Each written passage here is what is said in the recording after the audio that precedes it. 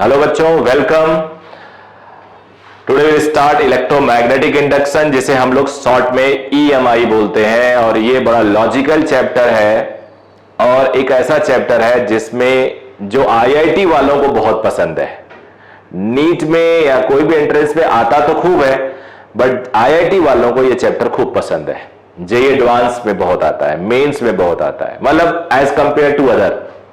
NEET में भी पूरा आता है, ऐसा बिल्कुल नहीं है कि नीट में नहीं आता, बट एडवांस में ज्यादा इसलिए आता है क्योंकि इसका कॉन्सेप्ट मैकेनिक्स के साथ इन्वॉल्व होता है। और टॉर्क की बात हो गई, फोर्स की बात हो गई, तो एक तरह से दोनों को क्लब करके क्वेश्चन बन जाता है। और आपको पता है आईटी वाले ऐसे क्वेश्चन पसंद करते हैं। इस चैप्टर को हम लोग अच्छे से कोशिश करते हैं कि जेईई एडवांस लेवल तक का कॉन्सेप्ट क्लियर रहे। नीट और मेंस तो रहेगा ही रहेगा, एडवांस का भी बेस आपको बनाना है। तो स्टार्ट करता हूं फ्लक्स ऑफ मैग्नेटिक फील्ड से। Flux of magnetic field. Flux of magnetic field वैसा ही होगा जैसे फ्लक्स ऑफ इलेक्ट्रिक फील्ड था। तो डेफिनेशन इसका होगा number of magnetic field lines passing through given area perpendicularly. Number of magnetic field lines passing through given area perpendicularly। ये हो गया मैग्नेटिक फील्ड। एरिया वेक्टर, अब एरिया वेक्टर तुमको पढ़ा चुका हूं बेटा, किसमें? गॉस लॉ के फ्लक्स में। वो चैप्टर देख लेना अगर थोड़ा बहुत और फ्लक्स के लिए आप चाहते हो वर्क करो। थीटा, बिकॉज यहां मैं उतना ज्यादा उसको नहीं बताना चाहूंगा। वैसे भी ये इलेक्ट्रिक फील्ड के बाद का चैप्टर है, तो मैं एज्यूम कर रहा हूं कि मैक्सिमम बच्चों ने पढ़ा होगा।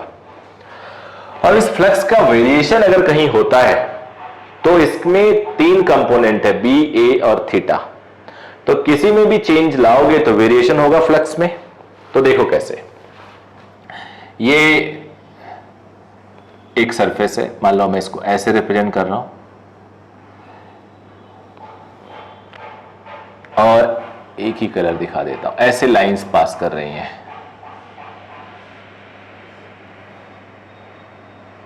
और ऐसे निकल रही हैं।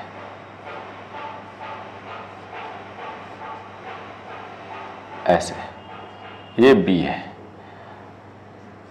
एरिया भी आपको पता है सरफेस के परपेंडिकुलर होता है, तो flux is B A cos 0 degree.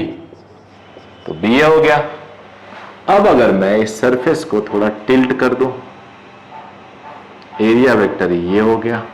अब देखो नेचुरली लाइंस कम होंगी, कम जाएंगी इसके थ्रू।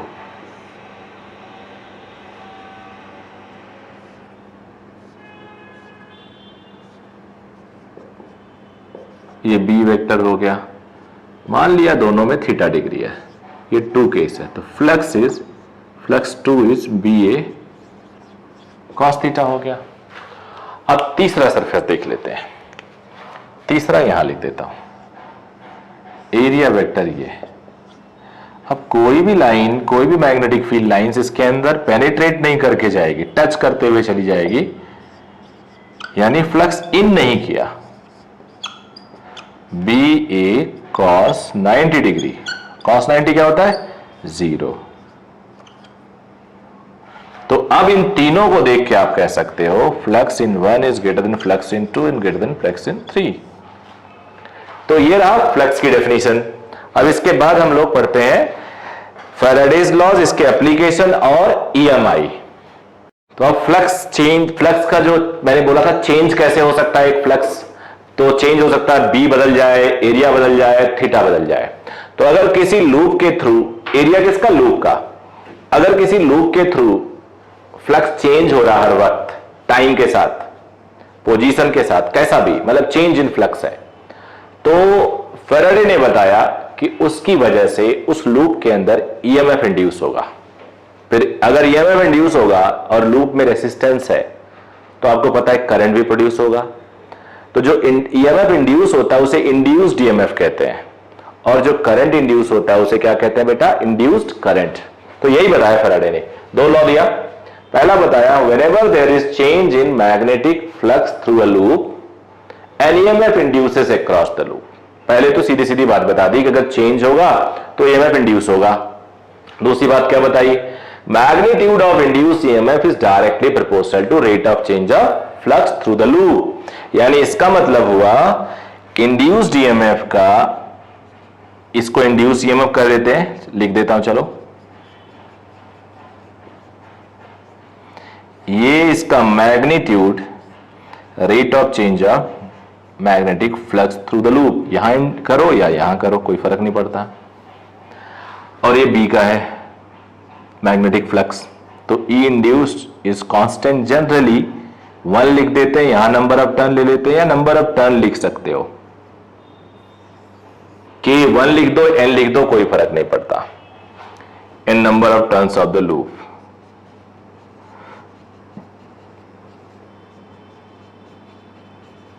तो ये n1 लिख सकते हो, k लिख सकते हो। तो ये रहा Faraday law of EMI। But एक और लॉ है, जिसे हम कहते हैं लेंज लॉ। और जो लेंज लॉ है वो बताएगा, जब एक EMF है, मान लो इसके क्रॉस EMF है, तो ये ब्लू वाला पार्ट पॉजिटिव है या व्हाइट वाला पार्ट पॉजिटिव है, कैसे पता चलेगा? और अगर मैं लूप में करेक्ट करूं तो पॉजिटिव से नेगेटिव करंट फ्लो करेगा। तो अगर EMF है तो पोलैरिटी क्या है, करंट इंड्यूस करंट है तो उसका डायरेक्शन क्या है, ये भी तो हमें जानना है, वो हम देखते हैं लेंज लॉ में।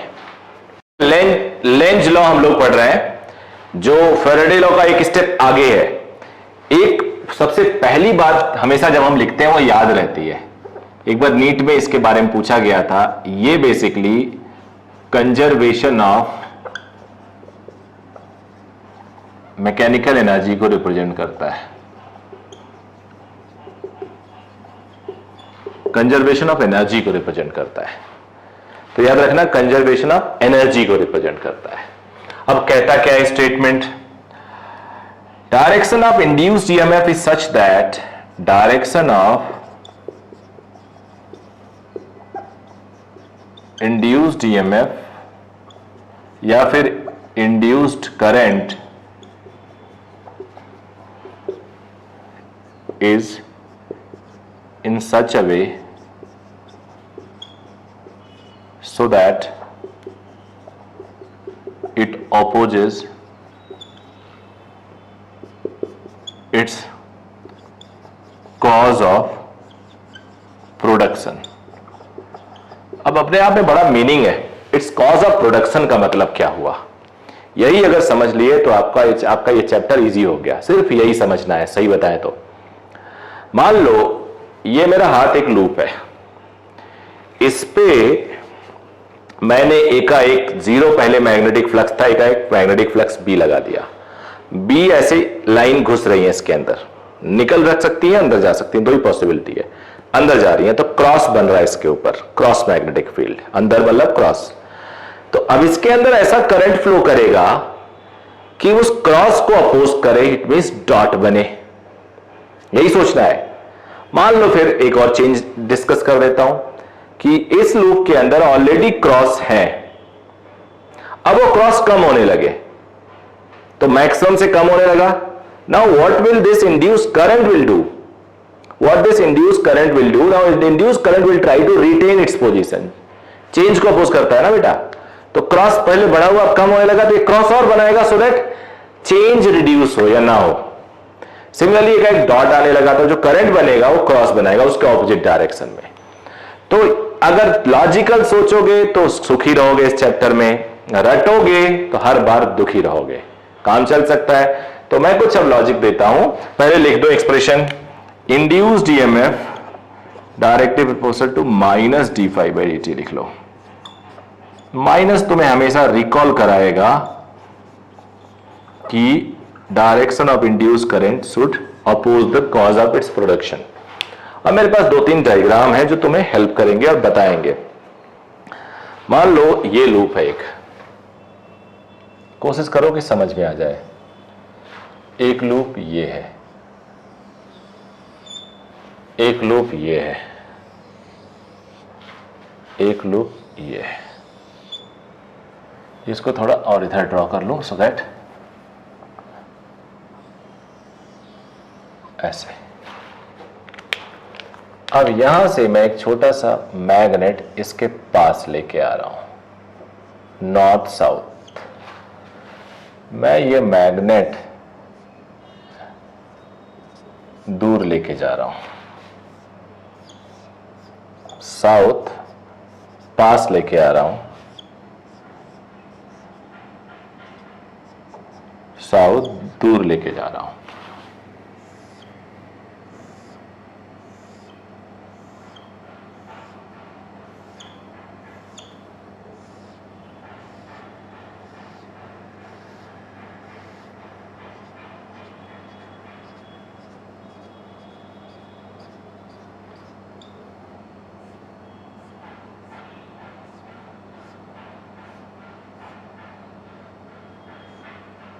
ऐसे बेटे,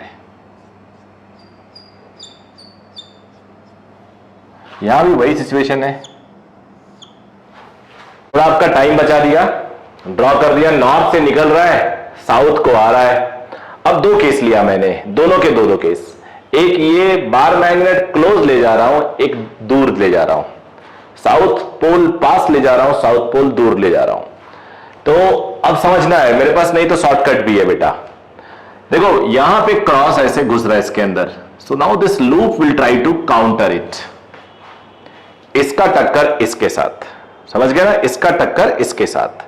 तो काउंटर करने के लिए अब ये बाहर वाला लूप का पार्ट है और अंदर वाला देख रहे हो आप, तो मैग्नेटिक फील्ड इधर होगा तो थंब ऊपर आ रहा है। जो मैंने थंब रूल बताया था, याद करो, मैग्नेटिक इफेक्ट ऑफ करंट में थंब रखो, लूप के अंदर हाथ ले जाओ, जिधर कर्लिंग होगा उधर मैग्नेटिक फील्ड का डायरेक्शन होगा। तो कर्लिंग ऑलरेडी कर लो, क्योंकि डायरेक्शन हमें यही चाहिए, थंब के डायरेक्शन में करंट प्लान कर दो। तो ये it should be the direction of current, ये होना चाहिए। अब अगर नॉर्थ दूर जा रहा है तो भी लूप को टेंशन। यहां पे जब लूप नॉर्थ आ रहा है तो ये बोल रहा है कि इधर मत आओ, और तलवार लेके उसी के टक्कर में खड़ा हो गया। जब ये जाने लगा तो ये कह रहा तुसी ना जाओ। तो ये जिधर जा रहा है, जिधर मतलब ये जो क्रॉस है वो कम हो रहा है, तो अभी क्रॉस बनाएगा सो दैट इसका जो इनर्शिया मेंटेन रहे। तो क्रॉस बनाएगा, यानी क्रॉस कम हो रहा है ना, दूर ले जाएगा। देखो ये भी बाहर हो जाएगा, ये भी बाहर हो जाएगा। बेसिकली इनफाइनाइट लाइंस आ रही हैं। तो जब क्लोज लेके जाओगे ज्यादा से ज्यादा लाइंस लूप से पास करेंगी, दूर जाओगे तो कम लाइन, बिकॉज लाइन फैली होती है। तो इसी इनर्शिया को, इसी डायरेक्शन को बना के रखना चाहेगा, तो क्रॉस की तरफ ही मैग्नेटिक फील्ड देगा। थंब नीचे आ रहा, देख रहे हो आप, तो ऐसे होगा डायरेक्शन। यहां देखते हैं, अब यहां पास जा रहा और इसके अंदर इधर के डायरेक्शन में मैग्नेटिक फील्ड बढ़ रहा है। देखो ना, जैसे जैसे पास जाएगा ये लाइंस, बहुत सारी लाइंस इसके थ्रू अंदर आएंगी, अंदर से होते हुए एस की तरफ आएंगी। तो अब इस डायरेक्शन में आ रही है, तो अब इस डायरेक्शन में बनाएगा सो दैट ये मैनेज रहे। तो थंब नीचे जा रहा है, देखो ये ऐसे। साउथ दूर आ रहा है, तो ये वाला जो फिंगर्स, मेरा ध्यान से देखो, फिंगर कम हो रहा है, फिंगर को मेंटेन करने के लिए और फिंगर बनाएगा, थंब ऊपर आ रहा है। तो ये डायरेक्शन होना चाहिए मैग्नेटिक फील्ड का। तो ये तरीका बेस्ट है। बट एक जुगाड़ है, नॉर्थ पास जा रहा है, नॉर्थ को अपोज करता है नॉर्थ, एन बना दो, और एन का जो टिप है उसी डायरेक्शन में करंट ड्रॉ कर दो। देखो ना, ये एन की टिप की तरफ करंट। नॉर्थ दूर जा रहा है तो नॉर्थ को अट्रैक्ट करता है साउथ, तो साउथ की डायरेक्शन में, टिप की डायरेक्शन में एरो बना दो। देखो ये डायरेक्शन ऑफ इंड्यूस्ड करंट, जो रेड वाला है वो डायरेक्शन ऑफ इंड्यूस्ड करंट है। साउथ दूर जा रहा है, उसके पास जा रहा है, तो साउथ बना के साउथ को डराएगा कि इधर मत आओ। तो जो एज है उसकी तरफ करंट का डायरेक्शन देख सकते हो। साउथ दूर जा रहा है तो साउथ को अट्रैक्ट करता है नॉर्थ, तो नॉर्थ की तरफ करंट का डायरेक्शन ऐसे हो जाएगा। तो एक जुगाड़ ये भी है, लेकिन वो वाला बेस्ट है जो पहले बताया डायरेक्शन से, बिकॉज ऐसे जुगाड़ कई बार फेल हो जाते हैं, बट कॉन्सेप्ट कभी भी फेल नहीं होता। ले रहा हूं और थोड़ा क्लैरिटी लाने के लिए, तो आप एग्जांपल सुन के पॉज करना वीडियो और खुद सॉल्व करना, फिर देखना। जैसे मैं स्विच क्लोज करूंगा करंट फ्लो करेगा। करंट फ्लो करते ही, जैसे मान लो ये करंट फ्लो किया, ऐसे इधर से जाएगा करंट, ऐसे ऐसे ऐसे ऐसे ऐसे ऐसे ऐसे ऐसे ऐसे आ जाएगा।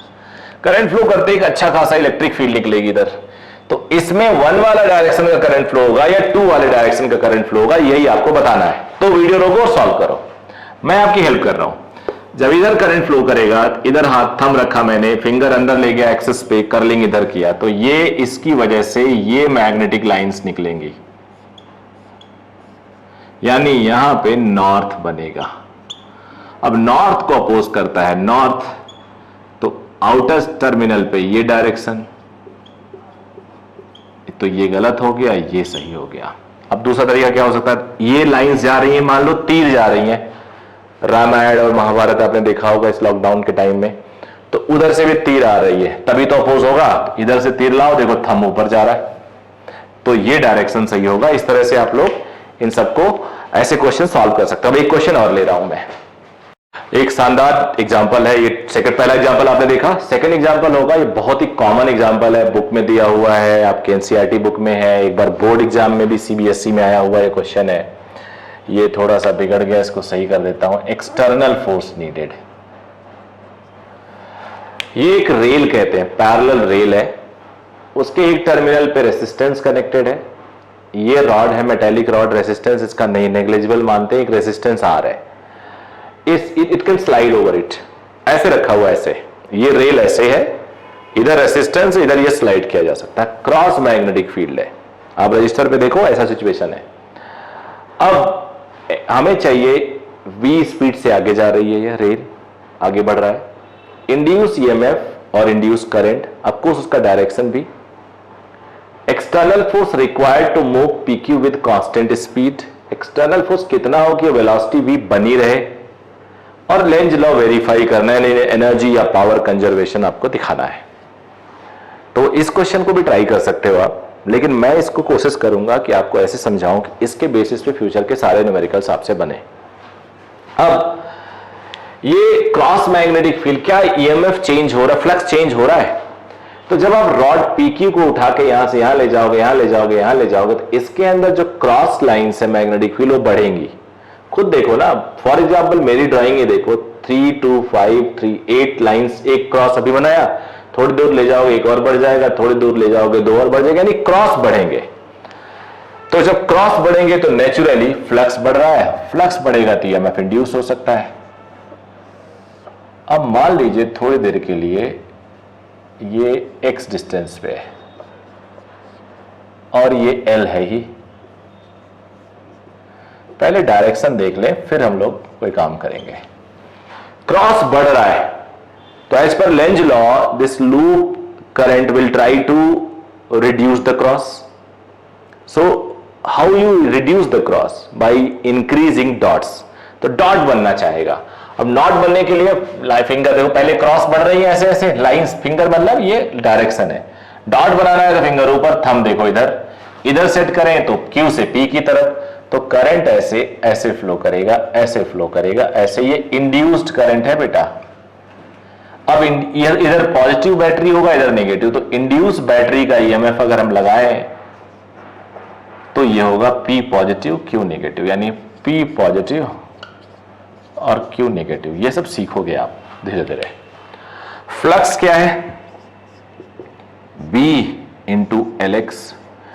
अब देखो एरिया या तो इसके पर बाहर या अंदर, डॉट या क्रॉस, तो दोनों केस में 0 डिग्री या 180 डिग्री। फ्लक्स का फॉर्मूला होता था, सब कुछ क्लियर करो, BA cos थीटा, तो या प्लस BA होगा cos 0 या माइनस BA होगा। प्लस माइनस का मतलब सिर्फ और सिर्फ डायरेक्शन निकालने के लिए होता है, मैंने निकाल दिया। एंटी क्लॉकवाइज करंट फ्लो करेगी, anti clockwise current black colour से और थोड़ा क्लियर कर देता हूं, ये होगा, ये होगा।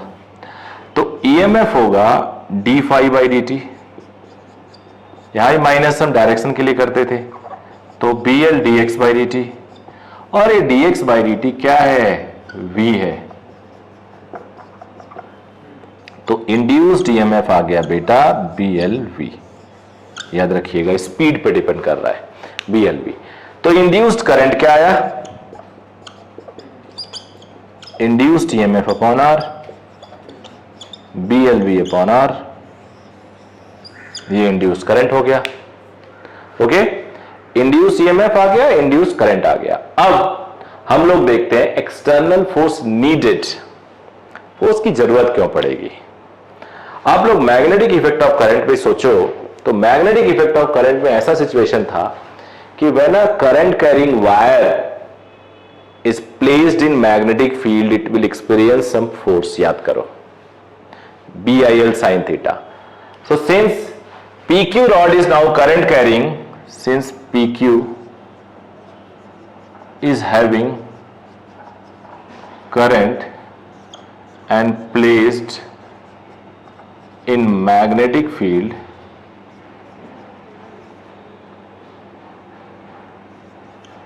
so it will experience of force. अब पी क्यू ऐसा है, पी ए क्यू ये ऐसा है, करंट आई है और क्रॉस मैग्नेटिक फील्ड में है. तो इसके ऊपर फोर्स कैसे कैलकुलेट करेंगे? याद करो, राइट हैंड थप्पड़ रूल मैंने बता रखा है. नए जो बच्चे होंगे, जो नए हमसे जुड़े होंगे, उनको नहीं पता होगा, तो आप लोग मैग्नेटिक इफेक्ट ऑफ करंट के वीडियो में जाना.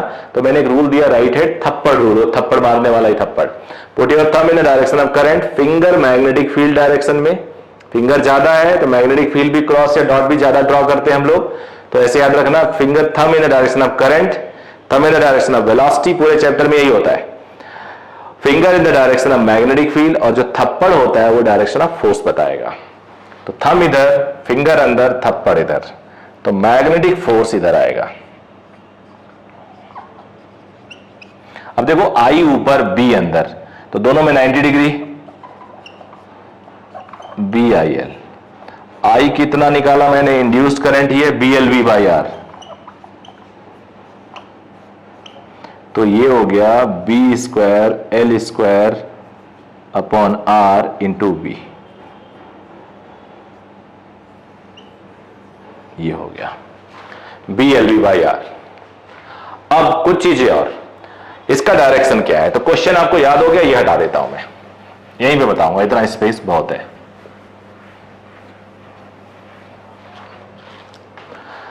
अगर आप वेक्टर के फॉर्म में लिखें, आपको पता है फोर्स पीछे लग रहा है, ये इधर को फोर्स लग रहा है, मैग्नेटिक फोर्स. मैग्नेटिक फोर्स को वेक्टर में लिखें तो ये माइनस हो जाएगा B square L square into v vector. Because velocity आगे है, फोर्स पीछे है. ओके, अब if v is constant, because question ने बोला था what should be the external force needed to move rod with a constant speed, constant velocity. तो acceleration zero होगा. एक्सेलरेशन जीरो होने का मतलब नेट फोर्स जीरो होना बेटा. और नेट फोर्स एक एक्सटर्नल, एक मैग्नेटिक. तो external needed is equal to minus of magnetic. Minus minus plus,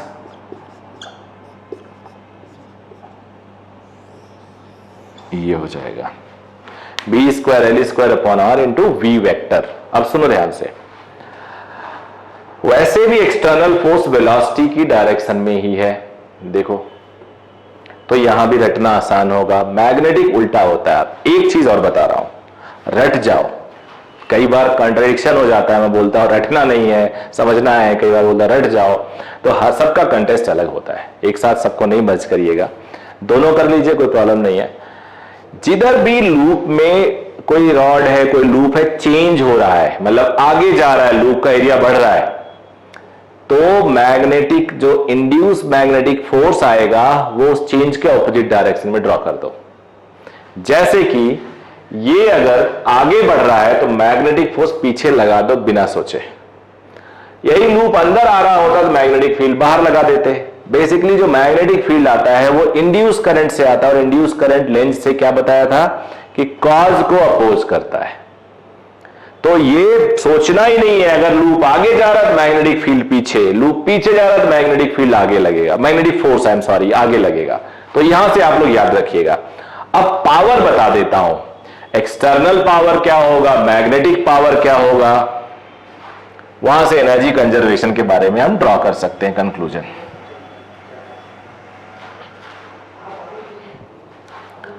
power external, power होता क्या है, फोर्स और वेलोसिटी का डॉट प्रोडक्ट. तो एक्सटर्नल का आया ऐसा कर देता हूं, power external, power magnetic. External का फोर्स और वेलोसिटी दोनों सेम डायरेक्शन में है तो F इंटू वी, मैग्नेटिक और ऑपोजिट है तो F इंटू वी। दोनों का मैग्नीट्यूड इक्वल है, B square L square upon R into v, और एक वी आ गया, v square B square L square v square upon R. तो ये 0 हो गया, पावर कोई नहीं खर्च हुआ, शुरू में भी नहीं था बाद में भी नहीं था। यहां से लेंज लॉ को प्रूव कर दिया। लेकिन चलो अलग से लिख देता हूं, एक्सटर्नल पावर कितना आया, तो एक्सटर्नल फोर्स इंटू वी, दोनों सेम डायरेक्शन में थे, तो ये हो गया B square L square v square upon R. Note कर लीजिए बेटा, क्या क्या फिर से पढ़ा आप लोगों ने, एक बार फिर से पढ़ लेते हैं। जिधर भी एक्सटर्नल चेंज हो रहा हो मैग्नेटिक उसके उल्टा आता है। फ्लक्स निकाल लो, फ्लक्स को डिफरेंशिएट कर दो, इंड्यूस्ड ईएमएफ आ जाएगा। इंड्यूस्ड ईएमएफ के बाद आप लोग कंक्लूड कर सकते हो इंड्यूस करंट आने के बाद आप एक्सटर्नल मैग्नेटिक फील्ड निकालोगे because of the current carrying wire. वो मैं तुम्हें बता दिया हूं, जिधर भी मूव कराओगे उसके ऑपोजिट लगता है, और एक्सटर्नल फोर्स उसके ऑपोजिट लगेगा, तभी तो नेट फोर्स 0 होगा to move it with constant speed. Direction of current आपने देखा, क्रॉस बढ़ रहा है तो एंटी क्लॉकवाइज डेवलप हुआ। एक चीज और बता देता हूं, फिर अगेन तुम कहोगे रटवा रहे हैं सर, जब कभी लूप में क्रॉस बढ़ता है, एंड क्रॉस बढ़ने में डॉट बनाए ना, डॉट घटने में भी तो डॉट बनाओगे। अगर ये दोनों हो रहा है तो एंटी क्लॉकवाइज करंट फ्लो करेगा, याद कर लो। क्रॉस बढ़ना और डॉट घटना। अब डॉट बढ़ रहा है तो क्रॉस बनाओगे, और क्रॉस घट रहा है तो भी क्रॉस बनाओगे ना, यहां से क्लॉकवाइज करंट बनेगा। ये भी नोट कर लीजिए आप लोग। सिमिलर क्वेश्चन है एग्जांपल 2 जैसा। PQ रॉड है, T इज इक्वल टू 0 पे स्पीड दे दिया गया V0, कोई फोर्स नहीं है, तो तुम्हें बताना है वेलोसिटी इसका T टाइम बाद कितना होगा, as a function of time T कहते हैं। मतलब ये फिर T टाइम बाद इसकी स्पीड कितनी होगी, अगर 0 टाइम पे इतनी है, इनिशियल इतनी है तो वही क्वेश्चन है, इसलिए ज्यादा टाइम इस पे ना लगाएं हम लोग। इतना मान के चले कि क्रॉस बढ़ रहा है, इस प्रोसेस में एंटी क्लॉकवाइज करंट फ्लो करेगा, करंट का मैग्नीट्यूड BLV अपॉन R होगा जैसे पहले था। मैग्नेटिक फोर्स तो लगेगा ही लगेगा, मैग्नेटिक फोर्स होगा B square L square upon R into v, just like previous case. इसका मास भी गिवन है, mass of PQ is equal to M। तो अब force is equal to MA हम लोग जानते हैं, since force is equal to MA, तो ये MA is equal to B square L square V by R। अब तुम्हें पता बेटा वेलोसिटी आगे है, फोर्स पीछे है, तो रिटार्डेशन कॉज करेगा ये, तो माइनस dV बाई dt। ये हो गया, सॉल्व करते हैं इसको, और dV अपॉन V लिख देता हूं, minus B square L square upon MR into dt। 0 time पे वेलोसिटी V0, T टाइम में स्पीड V, तो log V हो गया, लिमिट अप्लाई करेंगे,